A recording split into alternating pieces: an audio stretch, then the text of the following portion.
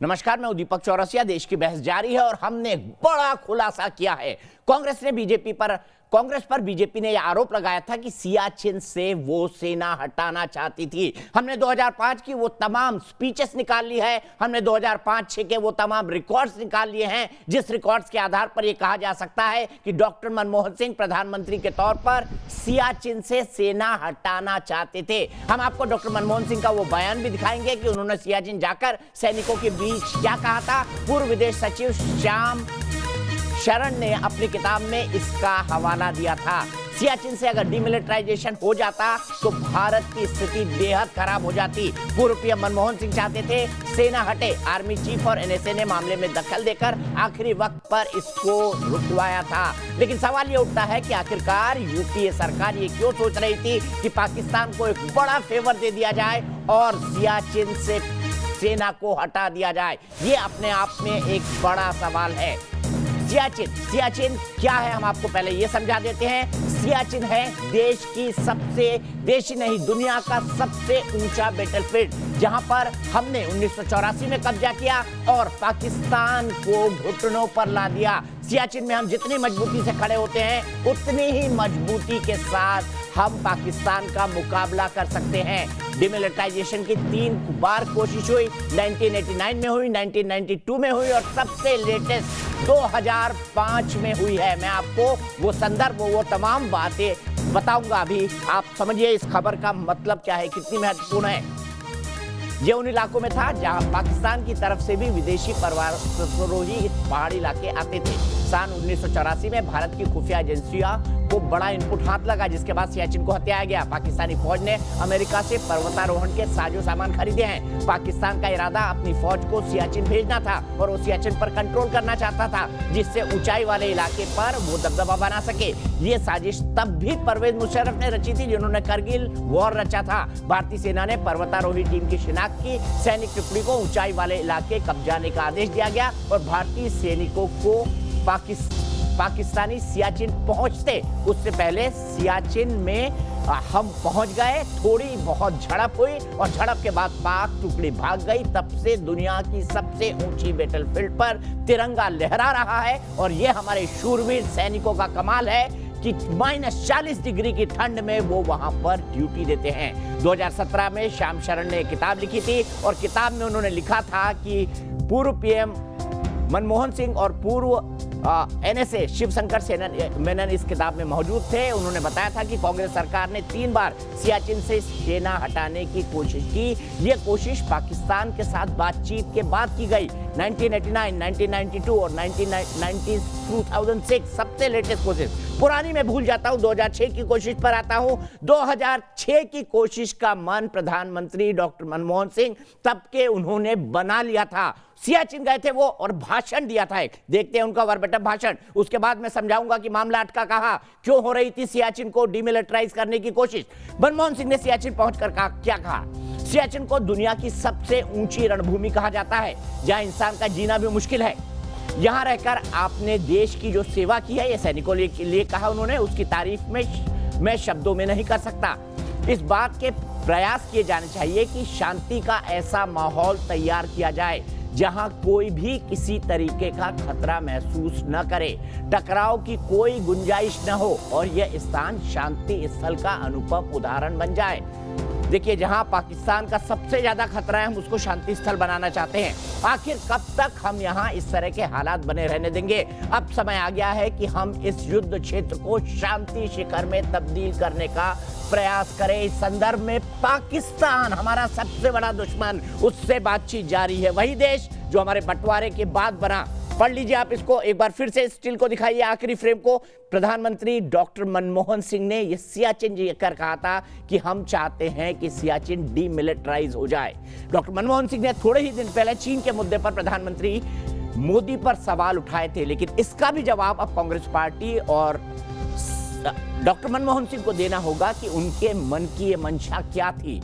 अगले ही महीने अगले ही साल डिफेंस सेक्रेटरी लेवल टॉक्स होने वाली थी और उन टॉक्स का मैं एक गवाह रहा हूं। इसीलिए मैं आपको कहना चाहता हूं कि पहले दिन से लगातार ये कोशिश हो रही थी कि पाकिस्तान को कोई गिफ्ट दिया जाए। वो चाहता था कि सियाचिन से मिलिट्री हटा ली जाए ताकि वो वहां पर बदमाशी कर सके, करगिल जैसे हालात फिर से पैदा कर सके। ये आप देख सकते हैं सियाचिन में कैसे भारतीय सैनिक सर्व करते हैं। अब मैं आपको कॉन्टेक्स्ट बताता हूं कि मामला कहां पर फंसा, किसने क्या कहा, प्रधानमंत्री मनमोहन सिंह का उस वक्त वहां पर क्या रोल था।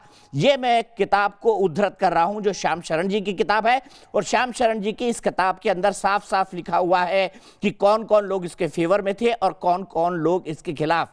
इंडियन डिफेंस रिव्यू में, और उनकी किताब जिस किताब का नाम है how India sees the world, Bharat दुनिया को कैसे देखता है, उसके हिसाब से ये देखिए आज उन्होंने क्या क्या कहा। मैं आप बताता हूं कि उस किताब में उन्होंने किस संदर्भ का उल्लेख किया था। ये डॉक्टर श्याम शरण ने किया था, और माफ कीजिएगा श्याम शरण जी जो कि फॉरेन सेक्रेटरी रहे थे, बहुत अच्छी तरह निटी-ग्रिटी इसको समझते हैं। मैंने उनसे एक ज़माने में बहुत कुछ सीखा है। तो उन्होंने लिखा क्या लिखा अपनी पुस्तक में। प्राइम मिनिस्टर मनमोहन सिंह ने मुझे कहा था कि मैं एक एग्रीमेंट पर काम करूं और एक कंसेंसस बनाऊं सभी लोगों से कि सियाचिन से सेना हटा ली जाए। I did many rounds of consultation, मैंने बहुत सारी बातचीत की, both of at the senior bureaucratic and ministerial level. मैंने बड़े अधिकारियों से बात की और मिनिस्टरों से भी बात की, होम और फाइनेंस के मिनिस्टरों से बात की, आर्मी चीफ जनरल जे सिंह और इंटेलिजेंस चीफ वगैरह से बात की। टेक्निकल डिटेल्स एग्रीमेंट के बन चुके थे, including the point and timing of redeployment, यानी कब सेना कितनी हटानी है कितनी रखनी है उसकी बात बन चुकी थी।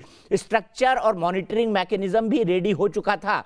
हमने एक वर्कआउट कर लिया था जो हमने डीजीएमओ के साथ किया था, यानी डीजीएमओ के साथ ये डिसाइड हो चुका था कि सियाचिन से मिलिट्री को किस तरीके से हटाया जाएगा। Draft agreement along with the annexures जो हमने तैयार किया कि सियाचिन से सेना ऐसे हटाई जाएगी, ये सीसीएस के सामने आया। सीसीएस में क्या होता है, सीसीएस में दो लोग अड़ जाते हैं। एनएसए उस वक्त के हुआ करते थे एमके नारायणन, वो कहते हैं कि अब चीन पर भरोसा नहीं कर सकते। सीसीएस मीटिंग में जे सिंह भी ये कहते हैं, बाद में जे सिंह सहमति दे चुके थे, इसीलिए डीजीएमओ के साथ पूरा का पूरा प्लान बन चुका था। लेकिन जे सिंह ने भी आखिरी मोमेंट पे कहा कि नहीं, ऐसा करना खतरनाक हो सकता है। ये उनका दूसरा माइंड था, second mind of J Singh. उसके बाद क्या होता है, minister of home Shivraj Patil and defence minister Pranab Mukherjee decided to play it safe. उन्होंने सेफ खेलना उचित समझा और यह कहा कि हमको थोड़ा और कंसल्टेशन करने की जरूरत है। प्राइम मिनिस्टर मनमोहन सिंह ने उस वक्त क्या किया, वो लिखते हैं श्याम शरण साहब, प्राइम मिनिस्टर मनमोहन सिंह कुछ नहीं कहा और वो हमेशा की तरह खामोश रहे, शायद एक अच्छे कारण के लिए कि आगे उनका ये मंसूबा पूरा हो जाए। Narayanan at one point suggested the Siachen be taken off the agenda of India Pakistan talks. उन्होंने तो ये तक कहा कि सियाचिन को भारत और पाकिस्तान टॉक्स से हटाया जाए, लेकिन उसके बाद ये राय बनी कि नहीं, इसको टॉक्स पर तो रखा जाए, लेकिन डीमिलिटराइजेशन की जो प्रोसेस या जो प्रस्ताव हम देने वाले थे उसको हम वापस ले लें। एक बार फिर से सुनाता हूं कैसे मंशा जाहिर की थी डॉक्टर मनमोहन सिंह ने सियाचिन को डीमिलिटराइज करने की सियाचिन में सैनिकों के सामने। सुनिए, 12 जून 2005 को सियाचिन गए तत्कालीन पीएम मनमोहन सिंह का क्या बयान था। सियाचिन को दुनिया की सबसे ऊंची रणभूमि कहा जाता है, जहां इंसान का जीना भी मुश्किल है। यहां रहकर आपने देश की जो सेवा की है उसकी तारीफ मैं शब्दों में नहीं कर सकता। इस बात के प्रयास किए जाने चाहिए कि शांति का ऐसा माहौल तैयार किया जाए जहां कोई भी किसी तरह का खतरा न महसूस करे, टकराव की कोई गुंजाइश न हो और यह स्थान शांति स्थल का अनुपम उदाहरण बन जाए। किनसे शांति की बात कर रहे हैं? पाकिस्तान से। आखिर कब तक हम यहां इस तरह के हालात बने रहने देंगे? अब समय आ गया है कि हम इस युद्ध क्षेत्र को शांति शिखर में तब्दील करने का प्रयास करें। इस संदर्भ में पाकिस्तान से बातचीत चल रही है। फिर से इनवाइट करता हूं अपने तमाम गेस्ट को, मेरे साथ जुड़ गए हैं के शर्मा जी, बीजेपी के राष्ट्रीय प्रवक्ता, Pradeep Kumar Jain Aditya, farmer central minister और कांग्रेस लीडर जो कि मनमोहन सिंह की कैबिनेट में काम कर चुके हैं, जे.के. त्रिपाठी, फॉर्मर डिप्लोमेट, थोड़ी ही देर में हमारे साथ जुड़ेंगे lieutenant general Shankar Prasad ji, security, एक जे.के. त्रिपाठी जी भी जुड़ गए हैं, lieutenant general Shankar Prasad, celebrity defence analyst, इस वक्त हमारे साथ सीधे जुड़ गए हैं। सुनील सिंह साजन जी, स्पोक्स पर्सन समाजवादी पार्टी हमारे साथ हैं। विवेक श्रीवास्तव, लेफ्ट के लीडर मेरे साथ हैं, और मेरे एक दर्शक मेरे साथ है कुमार राहुल। कुमार राहुल, आप सपने में भी कभी सोचेंगे कि सियाचिन से भारत मिलिट्री हटा दे पाकिस्तान को खुश करने के लिए? बताइए।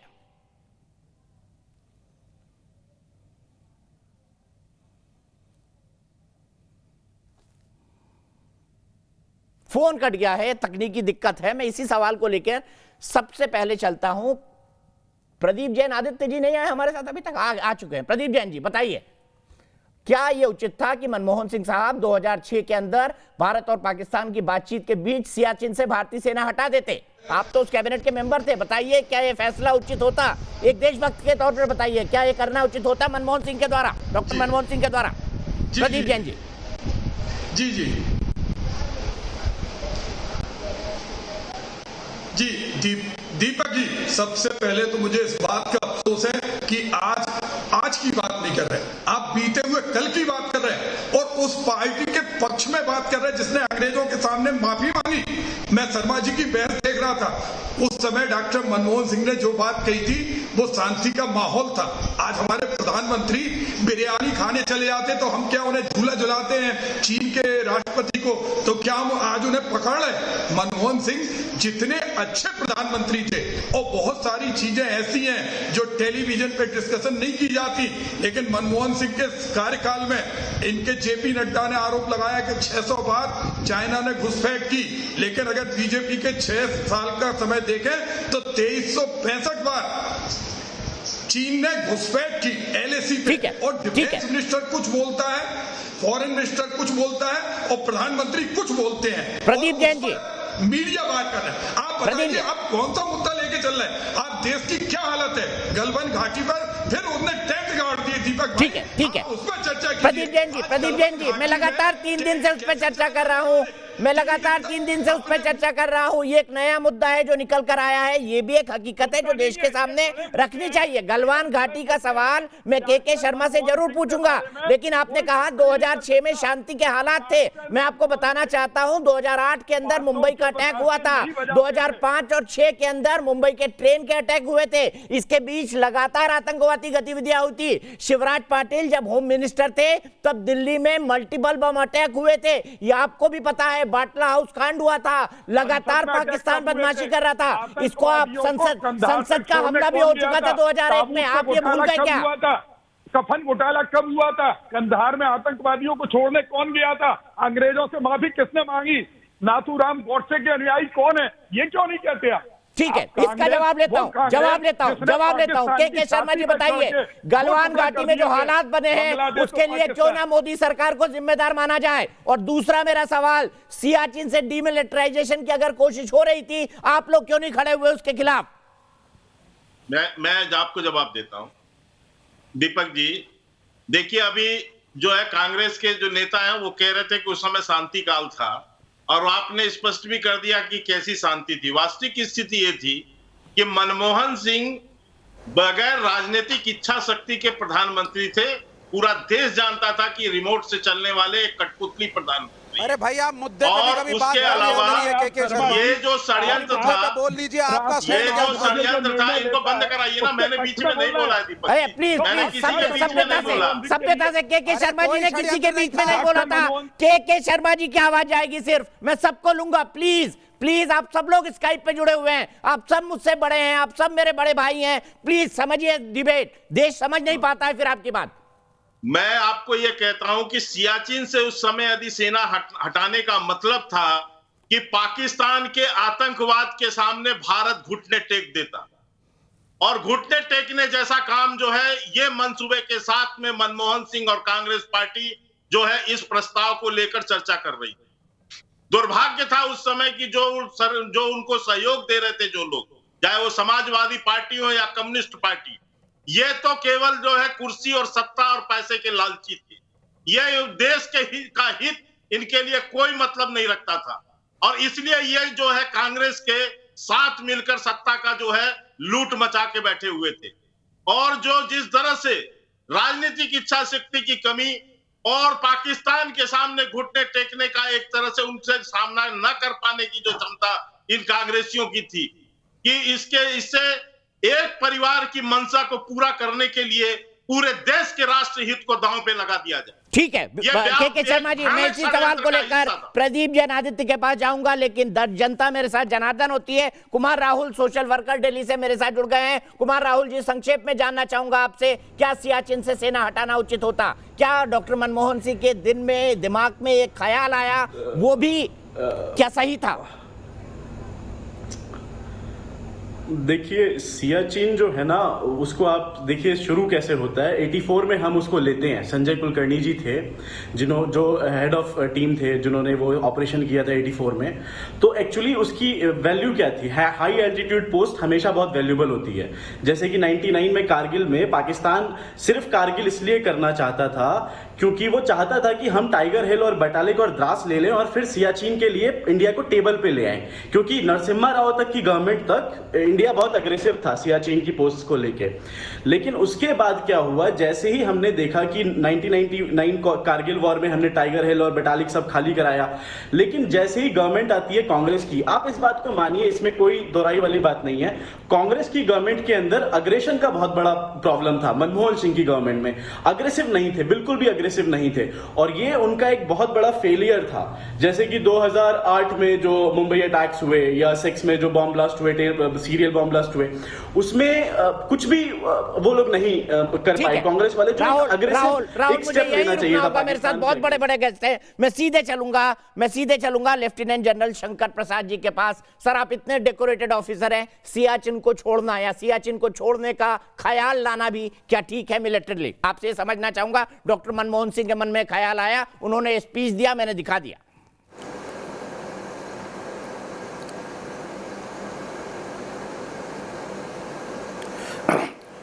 भारत सेना का कार्य है कि सीसीएस को करेक्ट स्ट्रेटेजिक और मिलिट्री एडवाइस देना। उस समय के जो सेना अध्यक्ष थे, उन्होंने सीसीएस में अपनी पूरी करेक्ट स्ट्रेटेजिक एडवाइस दी, जो आपने भी कुछ ही क्षण पहले बयान की थी। उसको एनएसए का सपोर्ट मिला और उस वजह से ये कार्य नहीं हो सका। देखिए, जो लोग डिबेट में हैं उनसे मैं थोड़ी सी रिक्वेस्ट करूंगा कि इस मसले को पॉलिटिकल एंगल से न देखें, बल्कि नेशनल सिक्योरिटी और इसको जो स्ट्रेटेजिक इशू है उसके लिहाज से देखें। सियाचिन ग्लेशियर एक बड़ी स्ट्रेटेजिक पोजीशन है, वो काराकोरम के वेस्ट में पड़ती है और जो गलवान घाटी की बात हो रही है उसके वेस्ट में पड़ती है। इसकी स्ट्रेटेजिक इम्पोर्टेंस दो लफ्ज़ में बताना चाहूँगा इस प्रकार से कि चाइना गलवान में और काराकोरम पास में डीबीओ में इतना इंटरेस्टेड क्यों है? क्योंकि वो चाहता है कि किसी तरीके से हम ईस्ट की तरफ से जो वेस्ट में सियाचिन ग्लेशियर पड़ता है उस पर दबाव डालें, और उससे पाकिस्तान को फ़ायदा होगा और उनको भी फ़ायदा होगा वन रोड वन बेल्ट के बारे में और चाइना इकोनॉमिक कॉरिडोर के बारे में। तो इस समय डिटेल में टाइम वेस्ट नहीं करना चाहता आपकी चैनल का। सियाचिन की स्ट्रेटेजिक इम्पोर्टेंस जिसको पढ़नी है वो किताबों में पढ़ ले, लेकिन ये बात आपको क्लियरली समझ लेनी चाहिए कि भारत सेना एक प्रोफेशनल सेना है। इसका जो सेना अध्यक्ष होता है उसको कई प्रकार की इनपुट्स मिलती हैं, वो कई प्रकार से इसको एनालाइज करता है और सब मिलिट्री एंगल्स को एनालाइज करके सीसीएस में वो अपना जो मुद्दा है, जो अपना पक्ष है वो रखता है। आपने उसी प्रकार से उस समय के सेना अध्यक्ष ने अपना पक्ष रखा, आपने अपना पॉइंट ऑफ व्यू रखा। लेकिन मैं ये सवाल पूछना चाहता हूं विवेक श्रीवास्तव से। विवेक श्रीवास्तव जी, 2004 और 5 में आपने सुनिए ना, 2004 और 5 में आपने, मुझे बोलने दीजिए। एक मिनट मुझे सवाल पूछ लेने दीजिए, सिर्फ 20 सेकंड लूंगा। 2004-5 में आपने चाइना के साथ मिलकर नेपाल जैसे हिंदू राष्ट्र को माओवादियों को सौंप दिया, और अब आप पूछते हैं कि नेपाल से हमारे रिलेशन खराब हो गए, तो ये तो आपका षड्यंत्र था ना, चाइना के साथ मिलकर नेपाल को माओवादी बनाना। कौन जाते थे? सीताराम येचुरी जाते थे, एबी वर्धन जाते थे, कौन जाता था चाइना में डेमोक्रेसी बनाने के लिए? जवाब दीजिए इसका, कौन जाता था चाइना में डेमोक्रेसी स्थापित करने के लिए? नरेंद्र मोदी भी जाते हैं। अरे आप चाइना में तो सभी पार्टियों के लोग जाते हैं जो सत्ता में रहा है। आप लोग क्यों गए थे नेपाल? प्रचंड को प्रधानमंत्री बनाने के लिए आपका क्या वेस्टेड इंटरेस्ट था? जवाब दीजिए इसका मेरा। आप कहते ना नेपाल भारत के खराब हो गया, चीन की प्लेट में समाज सजा के कम्युनिस्ट पार्टी नहीं दिया था। आज नेपाल आपके साथ नहीं है, आपको आंखें दिखा रहा है, ये आपकी आपके डिप्लोमेसी कारण है नहीं है, मैं ये आरोप लगा रहा एशिया हूं में आप कोई पर। दोस्त नहीं है आपका। होशो-हवास में और सुनिए, जानकारी मेरे के कारण आधार नहीं है, पर हम आरोप थोड़ी ना लगा सत्ता रहा में हूं। हैं। 6 साल से 2004-5 सुनिए, 6 साल से नरेंद्र मोदी की सरकार है, से मिलके एशिया में कोई दोस्त नहीं तुम्हारा, चाइना के और किसी पड़ोसी से हमारी बनती नहीं है। नेपाल को दे दिया, पाकिस्तान आपके खिलाफ, खत्म कर दिया, चीन से आप ये लड़ रहे आपकी चाल हैं, थी। नेपाल आपको आंखें दिखा रहा है, बांग्लादेश जवाब आपके दीजिए, खिलाफ, मेरे सवाल का जवाब श्रीलंका आपके दीजिए, खिलाफ, मेरे सवाल कौन का दोस्त जवाब है दीजिए, आपका? मेरे सवाल का जवाब दीजिए। सुनिए क्यों बात। चीन की थाली में मनमोहन नेपाल को सिंह दे जी दिया ने- था? मनमोहन सिंह जी 2004-5 में बताइए क्यों दे नहीं, दिया नहीं, था? क्यों किसी ने सीताराम किसी येचुरी को कोई काठमांडू थाली में जाते नहीं दिया थे? है। क्यों डीपी किसी ने त्रिपाठी किसी जाते को कोई थे? थाली में नहीं क्यों दिया है। तथागत वहां लोकतंत्र राजा लाए का थे शासन आप? था, राजा के शासन का हटना जरूरी था, राजा के शासन का हटना आप जरूरी एक था, हिंदू राष्ट्र को प्रजातंत्र खत्म का कर रहे आना थे जरूरी वहां था। से। आज आप नेपाल में दुनिया के प्रजातंत्र है। इकलौते हिंदू राष्ट्र आज को नेपाल में खत्म कर रहे थे प्रजातंत्र है। षड्यंत्र के साथ। ड्यूली आप इलेक्टेड कम्युनिस्ट गवर्नमेंट लोग है, दुनिया के इकलौते हिंदू डेमोक्रेसी है राष्ट्र को वहां। खत्म कर रहे क्या आप थे, चाहते हैं माओवादियों इंडिया को में भी दे रहे राजा का थे। शासन हो? देखिए, किसी भी देश में अरे राजा का इंग्लैंड में हटना, महारानी का शासन डेमोक्रेसी नहीं है का आना क्या? जरूरी है। जवाब दीजिए, इंग्लैंड में महारानी ये का पहली शासन चीज नहीं है है। क्या?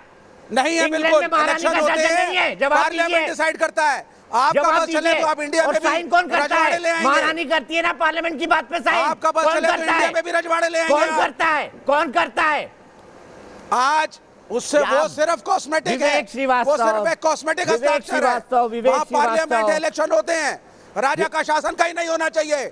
ठीक है, अब मैं पब्लिक की वॉइस आपको सुनाता हूँ। राणा का शशिकांत शासन ओझा, नहीं था, नहीं, शशिकांत वहाँ पे हटना था, ओझा, हटा। शशिकांत ओझा, मैं आप पर आरोप लगाता हूं कि कम्युनिस्ट पार्टी ने चाइना के साथ मिलकर नेपाल जैसे हिंदू राष्ट्र को माओवादियों को सौंप दिया।